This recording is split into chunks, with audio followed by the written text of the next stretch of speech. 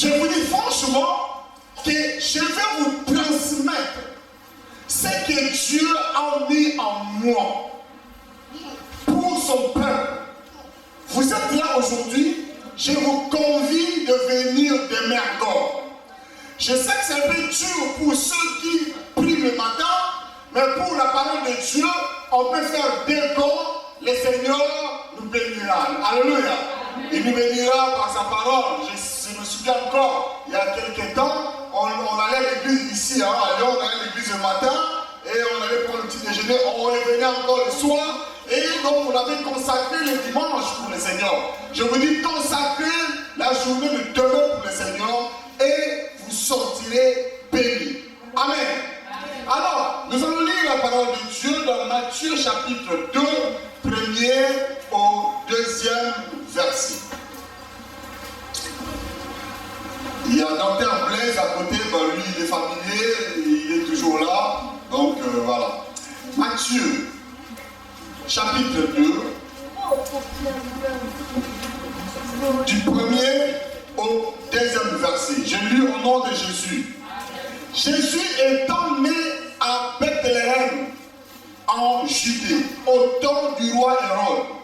Voici les mages d'Orient arrivèrent à Jérusalem et dirent: où est le roi des Juifs qui vient de naître?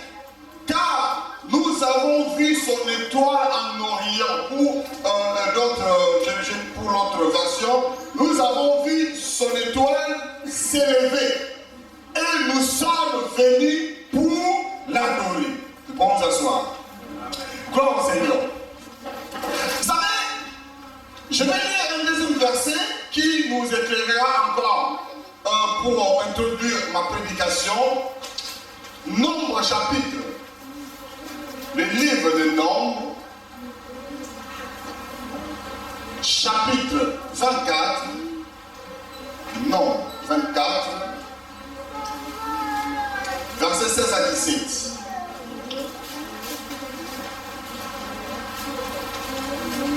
Nombre 24, 16 à 17.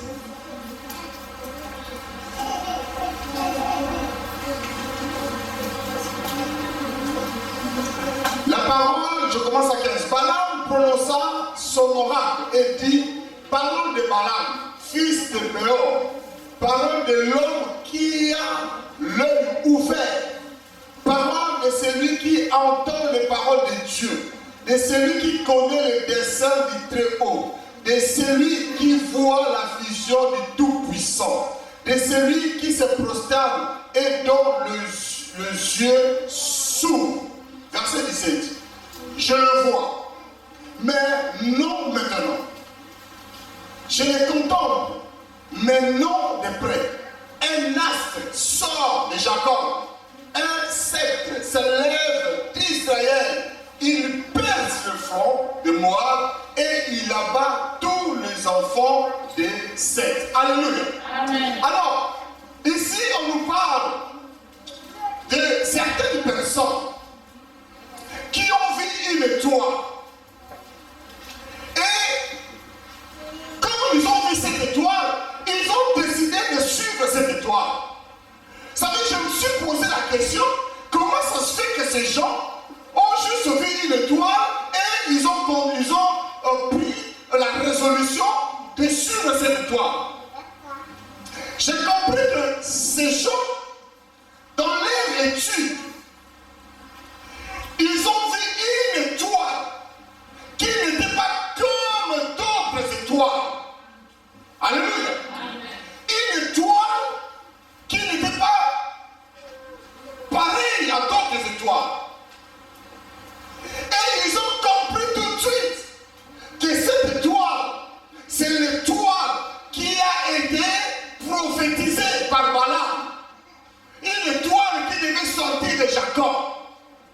Et vous savez bien aimé, pour la naissance de Jésus, il y a eu beaucoup de prophéties pour la venue du roi des rois. Ils ont compris. Ils ont suivi l'étoile. étoile qui n'était pas pareille à d'autres étoiles. Une étoile qui brillait très fort.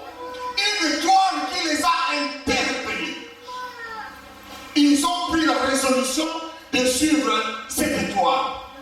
Alléluia. Vous savez, donc, quelqu'un m'a appelé, m'a dit, mais pasteur, tu veux parler de ces sujets, ce n'est même pas Noël. Moi, je dis, mais on ne prêche pas la parole de Dieu que on ne peut pas prêcher seulement la naissance de Jésus à Noël. Alléluia. On peut prêcher la naissance de Jésus sous plusieurs formes tous les jours de l'année. Alléluia. Et vous savez, la venue de Jésus a été déjà proclamée par Balaam, mais aussi par Dieu lui-même après la chute de l'homme dans le jardin d'Éden. Si vous lisez Genèse chapitre 3, verset 15, quand il parle de la prospérité de la femme qui devait écraser la tête du serpent. Mais la prospérité de la femme devait être mordue par le serpent. Qu'est-ce qui veut dire être mordu par le serpent? En fait, être mordu par le serpent, c'est ça la mort de Jésus sur la croix. Alléluia. Mais la Bible dit, Dieu lui-même dit que la prospérité de la femme écrasera la tête du serpent. Or, si Jésus n'était pas ressuscité, la tête du serpent ne serait jamais écrasée. Alléluia. Or, quand le Christ est ressuscité, c'est alors, vous savez, quand Jésus est mort, le diable et tous ces anges, tous la tête, ils ont dit, oh Seigneur, on a gagné. C'est pour cela même, les principaux sacrificateurs, ils ont dit qu'il faut, cet homme avait dit qu'il va ressusciter le troisième jour. Il faut mettre les gardes pour que ses disciples n'aillent pas voler ses corps. Mais bien aimé, vous savez, ce que Dieu a dit, c'est ce que je disais tout à l'heure, ça s'accomplira même si vous mettez combien de gardes. Jésus était ressuscité. Alléluia. Il était ressuscité. Et c'est pour cela, Paul dit que la prédication de la croix est une force pour nous. Alléluia. Et si Christ n'était pas ressuscité, bien aimé, qu'est-ce que nous aurions dit aujourd'hui? Nous serions comme tous ces hommes. Où leurs prophètes, leurs dieux sont morts, ils sont encore dans le tombeau.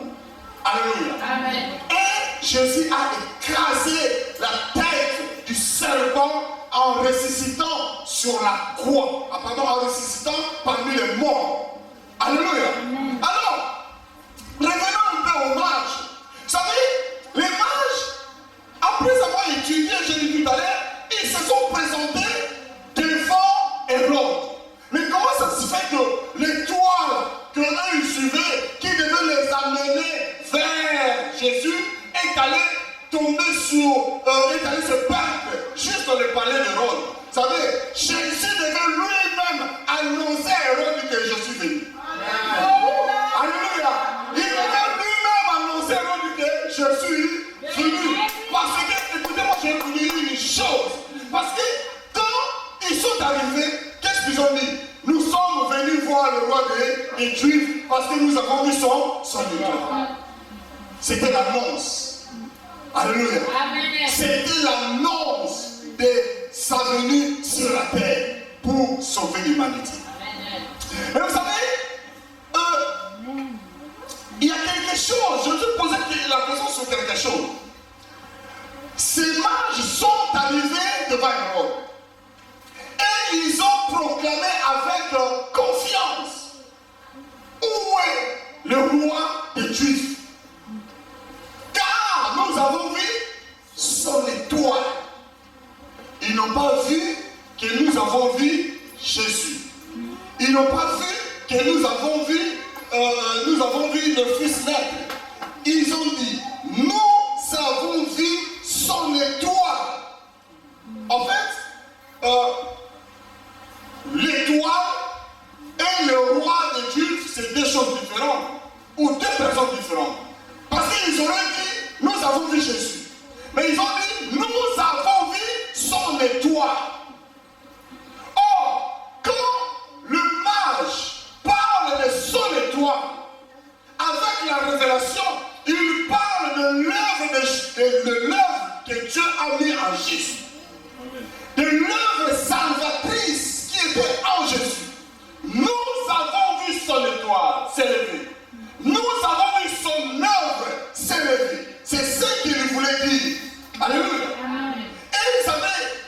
Jésus étant arrivé sur la terre, quand après avoir sauvé cette femme samaritaine qui est allée aussi sauver tout son village, qu'est-ce qu'il a dit?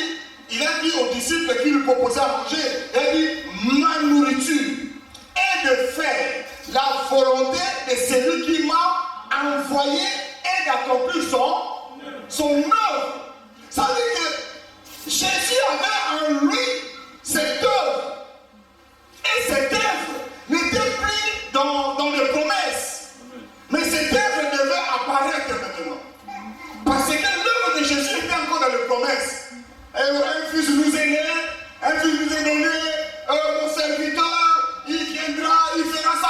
C'était encore dans les promesses. Mais quand Jésus est venu lui-même, son œuvre n'était plus dans les promesses, mais son œuvre s'est élevée et son œuvre devait prier pour le salut de plusieurs. Alléluia. Alors, vous savez, nous étant appelés par Dieu. Dans Ephésiens chapitre 4, verset 8, qui dit Paul dit, étant monté en haut, il a émené des captifs et il a donné les dons aux hommes. Il a donné les dons aux hommes. Ça veut dire que pour tout élu de Dieu, toute personne qui est appelée par Dieu, il a un don en lui. Il a une mission en lui. Il a une œuvre que Dieu a mis en lui. Et cette œuvre doit s'élever. Ça veut dire quoi? Que cette œuvre doit être vue de tout le monde. Avant, les mages n'avaient pas encore vu l'étoile. Mais quand l'étoile s'était élevée, les mages ont vu cette étoile. Ça veut dire que ce que Dieu a mis en toi, si c'était encore dans les promesses, les prophètes ont prophétisé, n'est-ce pas? Toi, je vois, le Seigneur a dit ceci pour toi. C'est encore dans les promesses. Alléluia. Toi, le Seigneur a dit ceci, tu seras un grand homme de Dieu. C'est encore dans les promesses. Mais il faut qu'un jour, le don que Dieu a mis à toi sorte dans les promesses. Il faut qu'il soit vu de tout le monde. Et il faut que ces dons s'élèvent. C'est ça ce qu'on appelle l'élévation.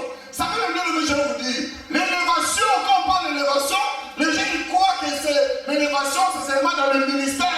Non, l'élévation c'est dans tous les domaines de la vie.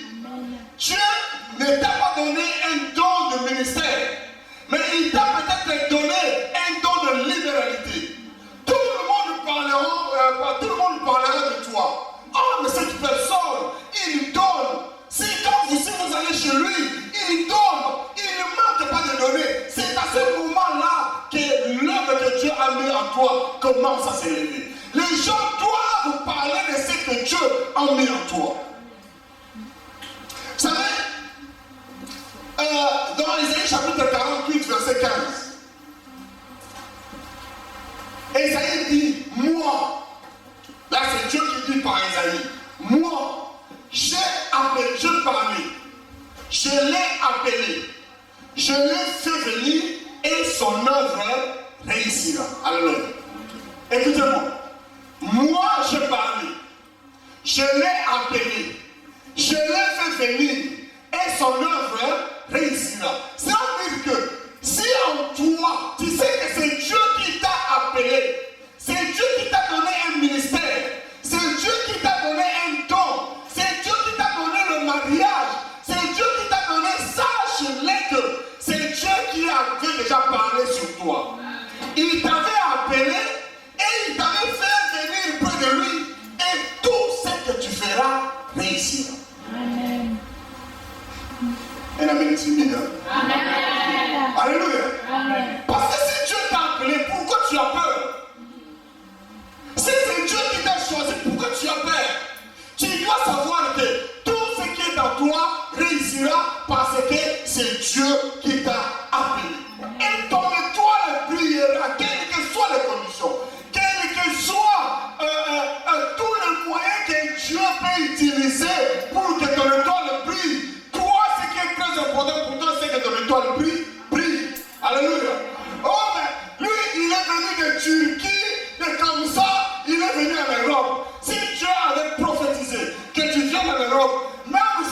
traverser la mer par le pirogue. Bien aimé, c'est le moyen que Dieu a utilisé pour que tu viennes ici en Europe. Alléluia. Bien aimé, quel que soit. Vous savez, d'ailleurs, les gens du monde disent quoi? Tout chemin mène à Rome. Ainsi, la monde dit tout chemin mène à Rome. Dieu peut utiliser. Vous savez, les gens disent quoi? Oh, Jacob, il a volé la bénédiction d'Ésaü. Ah, mais bien aimé, Dieu avait déjà choisi Jacob. Et il avait déjà haï Ésaü. Ça, c'est la Bible qui le dit. Et Sarah, non, pardon, Rebecca était censée porter le fardeau pour accomplir l'œuvre de Dieu par n'importe quel moyen. Alléluia. Amen. Est-ce que quelqu'un me comprend ici? Amen. Mais qu'est-ce que je vais faire? Comment je vais m'en sortir? Sois tranquille. Le Seigneur, il fera briller le toit qui est en toi. Alléluia. Il fera briller le toit qui est en toi. Et vous savez, des fois, toi-même, tu ne sais pas que tu as quelque chose de précieux en toi. N'est-ce pas? Des fois, toi-même, tu ne sais pas. Vous savez, un jour, il y avait un garçon dans mon quartier. Chaque fois, il me disait, ah, mais toi, tu n'es pas encore parti en Europe. Moi, je dis, oh, mais c'est toi qui vas m'acheter les billets. Il me disait toujours comme ça. Ah, il voyageait beaucoup. Des fois, il voyageait 6 mois. Quand il disait, toi, tu es encore là. Bien aimé, j'avais pas d'issue. J'avais pas d'issue. Oui, toi, c'est peut-être que tu n'as pas d'issue. Tu dis, mais où est-ce que je vais m'en sortir? Des fois, tu ne sais pas que tu as quelque chose en toi. Et vous savez, un jour, je me suis retrouvé en Europe. Je dis, oh, comment ça se fait que je me retrouve en Europe? J'ai parlé. Je l'ai fait venir. Et son œuvre réussira. Alléluia.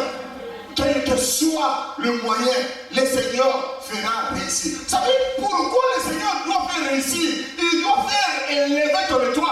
Parce qu'il y a beaucoup de gens qui attendent que ton étoile se lève pour qu'ils s'accrochent à toi. Beaucoup de gens réussiront grâce à toi. Si toi, ton étoile ne se lève pas, beaucoup de gens aussi ne réussiront pas. Beaucoup de gens disent, mais qu'est-ce qu'il attend vraiment? Mais nous, on attend que lui. Dans la famille, les gens n'attendent que toi. C'est toi l'étoile de la famille. C'est toi qui fait, c'est toi qui brillera, qui fera briller pendant ta famille. Et ta famille réussira grâce à toi. Grâce à l'étoile qui est en toi. Amen. Alléluia. Grâce à l'œuvre qui est en toi. Grâce à l'œuvre de Dieu qui est en ton église. Ça veut dire que les gens disent, oh mais mon église, non mais toi, ton église peut réussir grâce à toi. Amen. Le Seigneur ne t'a pas donné peut-être le don de ministère, mais il t'a donné quelque chose qui fera réussir ton église. Quelque chose. Et les gens, ton église sera pleine grâce à toi. Alléluia. Les gens entendent, mais pasteur, vraiment, comment ça se fait que les derniers temps, il n'y a pas beaucoup de monde, mais toi, qu'est-ce que tu attends? Qu'est-ce que tu attends pour faire réussir, pour donner le coup à cette église? Tu as quelque chose en toi qui doit donner du succès à cette église. Alléluia. Vous savez, le Seigneur fera réussir ton œuvre. Qu'est-ce qu'il est dit dans la parole de Dieu? Mon serviteur, dans Ésaïe chapitre 52, mon serviteur prospérera. Écoutez-moi. Mon serviteur prospérera. Ça, c'est la parole de Dieu. C'est la promesse que Dieu donne à ses serviteurs. Nous sommes tous les serviteurs de Dieu. Quelqu'un croit ces paroles?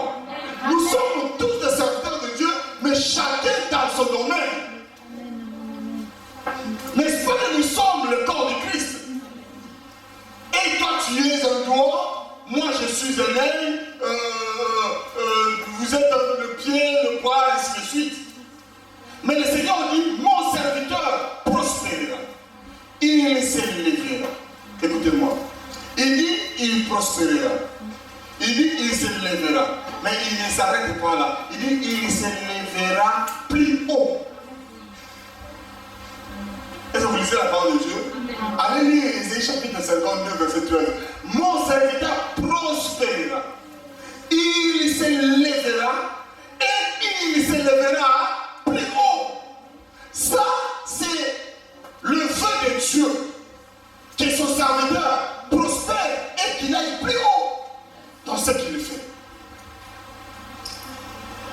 savez, bien aimé,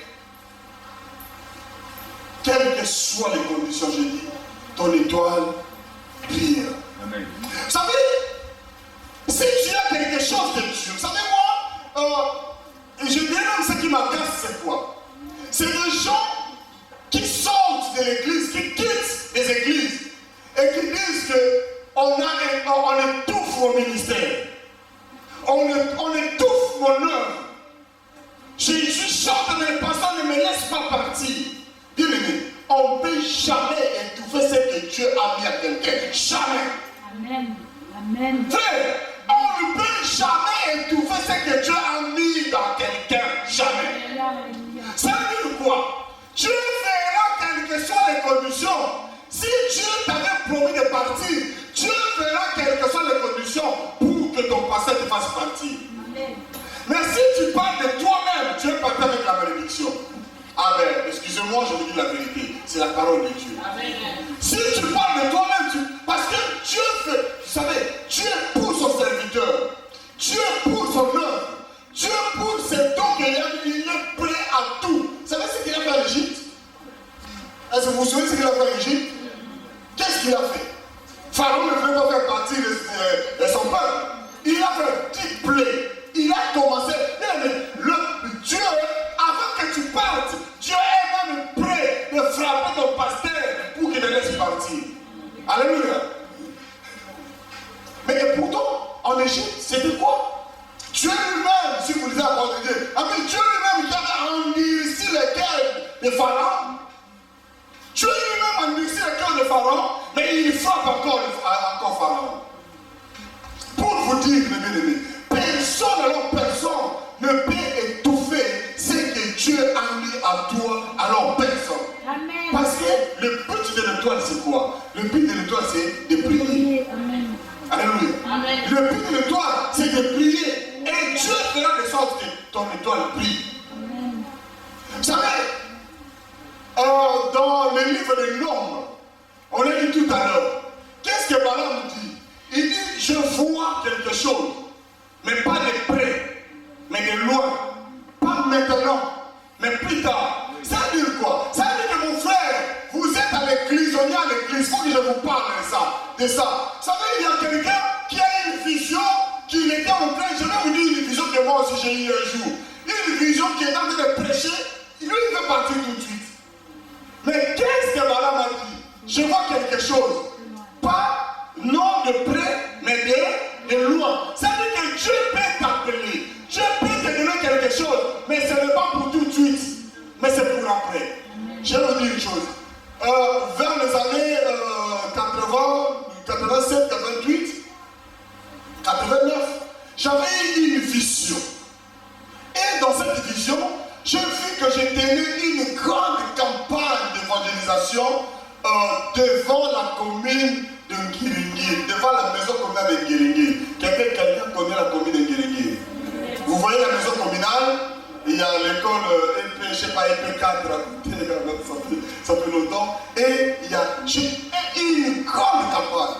Mais tout qu'est-ce que je devais faire? Je devais partir, non? Parce que je savais que j'ai fait une vision. J'allais voir mes responsables pour dire, moi j'ai fait une vision. Vous n'avez pas la vision, moi j'ai une vision. J'ai fait une grande campagne. Et je vis des gens comme ça, qui se sont convertis avec moi, qui sont morts aujourd'hui physiquement, mais qui sont morts aussi spirituellement, parce qu'ils étaient pressés de partir à cause des anges, à cause d'une vision. Vous savez, un jour, quand les responsables de mon église, de ma communauté, quand ils m'ont donné une église à diriger, les jours où j'avais tenu mon premier séminaire, j'ai compris le songe et la vision que Dieu m'avait donnée. En fait, Dieu me disait seulement que je t'ai choisi, tu es mon serviteur. Mais quand est-ce que je vais l'exercer, je ne connais pas. Ce n'est pas mon problème. Le temps appartient à Dieu. Alléluia. Mais si nous tous, nous étions attentifs à la parole de Dieu, vous savez, qu'est-ce que Samuel a fait? Quand il a entendu la voix de Dieu, il faisait quoi? Il allait voir les sacrificateurs, n'est-ce pas? Tu m'as appelé. Tu m'as appelé.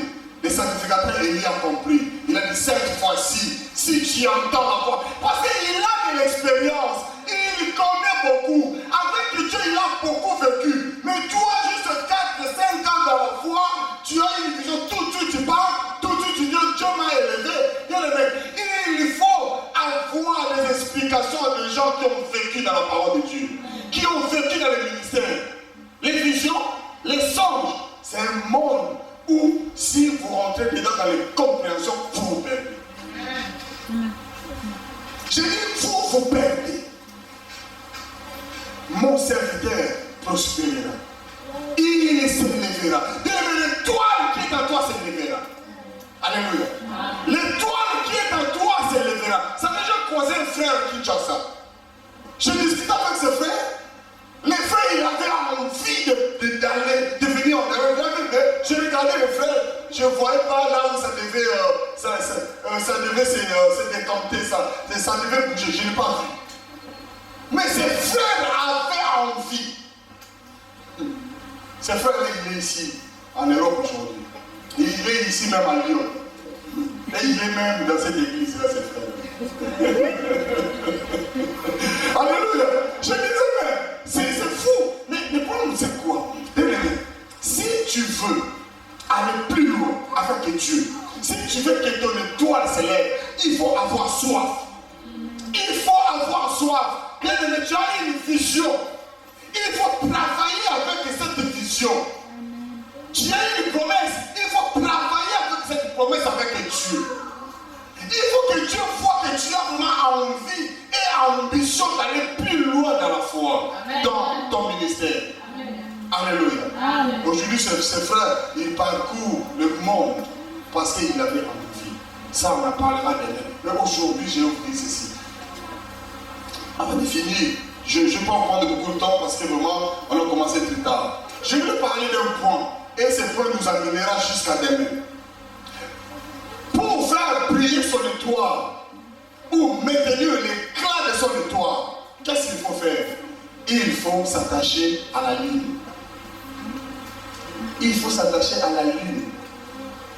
La lune qui est la femme, l'épouse du soleil.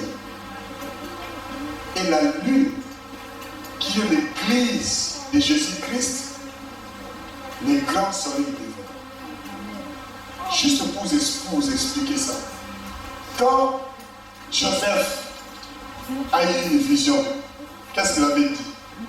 Il a eu une vision, il a dit, j'ai vu la lune et le soleil et 11 étoiles qui se prosternaient devant moi. La lune symbolisait quoi? Symbolisait la femme. Et le soleil symbolisait qui? Symbolisait l'homme. Et la lune symbolise la femme, l'épouse, qui est l'épouse de Jésus-Christ. Jésus-Christ qui est lui-même le soleil levant, le chef de l'église. Bien-aimé, pour que ton étoile se lève, pour que ton l'éclat de ton étoile résiste, il faut rester dans une église. Alléluia. Il faut rester dans une église. Alors, quelle église? L'église qui est vraiment l'épouse de Jésus-Christ. Bien aimé, il y a des églises. Mais ces églises-là n'appartiennent pas à Jésus. Je vous donne juste un indice. Bien aimé, si vous fréquentez une église où tout ce que est faux est bon et tout ce que les autres font n'est pas bon, ce n'est pas l'église de Jésus-Christ. Amen. Et quelqu'un a compris? Vous n'avez pas compris?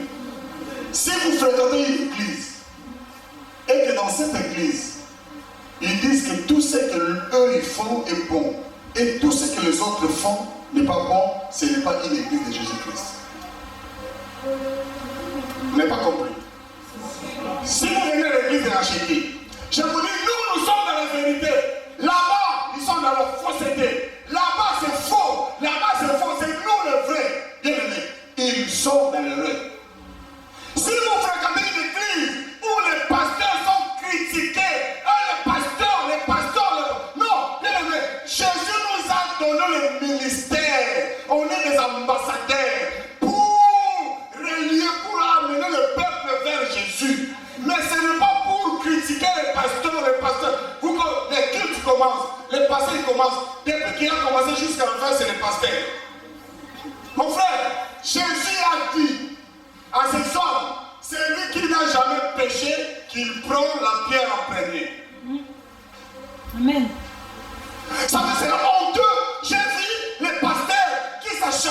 de membres d'une église parce que le pasteur a péché.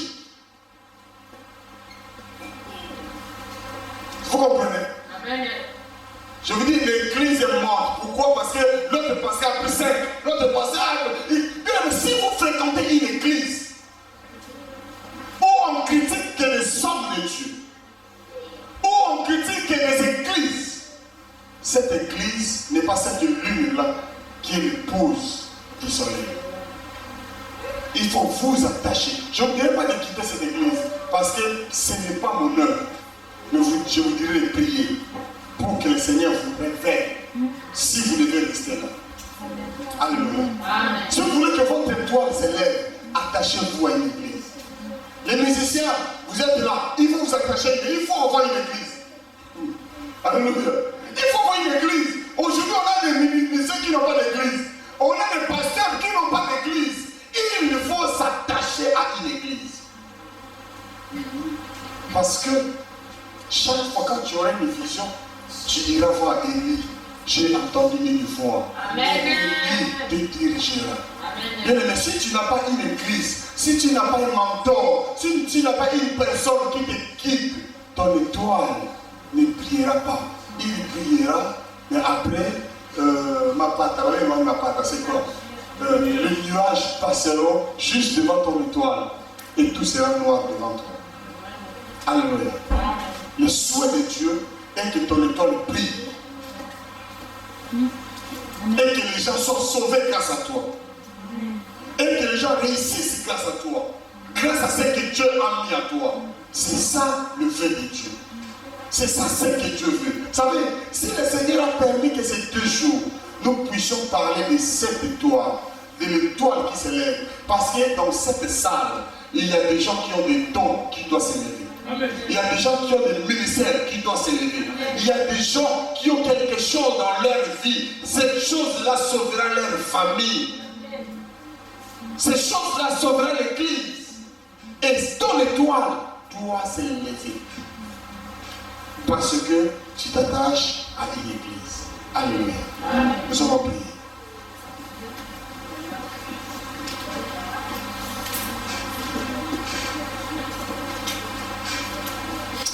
Tu as déjà eu un songe. On a déjà prophétisé sur toi.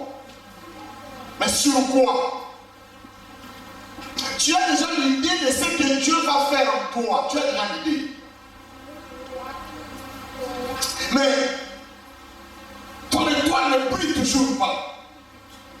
Qu'est-ce qui se passe? Tu te poses peut-être aussi des questions. Aujourd'hui, tu as eu peut-être une partie de ta réponse. Et la suite de la réponse, tu l'auras peut-être demain. Mais je veux que tu pries.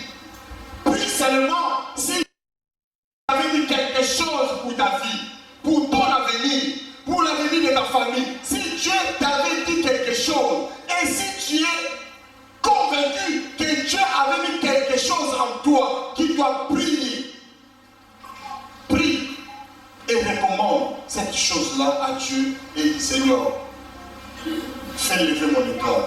Prie le Seigneur maintenant, prie. Je veux que tu pries maintenant. Élève ta voix et prie. Éternel notre Dieu en ces lieux. Je sais qu'il y a des gens que tu as choisis. Je sais qu'il y a des gens que tu as appelés. Tu as appelé pour faire manifester ta gloire. Tu l'as appelé, Dieu Tout-Puissant, pour que l'humanité et que notre Dieu voit ce que tu feras en lui. Et Dieu Tout-Puissant. Seigneur, commence à faire briller l'étoile. Commence à faire élever l'étoile de tout et chacun en ces lieux. Commence à faire élever l'étoile de tout et chacun en ces lieux. Par le nom de Jésus. Par le nom puissant de Jésus. Par le nom puissant de Jésus. Par le nom puissant de Jésus. C'est que je sais qu'aujourd'hui, nous nous sommes rendus compte que nous devons nous attacher à toi, que nous devons nous attacher à l'église, nous devons nous attacher au soleil, oh, le chef de l'église. bénédiction, celui qui donne la sémence, c'est toi Jésus. Aujourd'hui nous avons compris que nous devons nous attacher à toi Jésus pour que notre étoile, pour que nos étoiles s'élèvent au nom de Jésus. Amen. Soyez bénis au nom de Jésus. Je vais dire juste une chose avant de quitter. Les titres, les Kignos, donc Dieu il est plus que tout. Dieu, il est au-dessus de tout.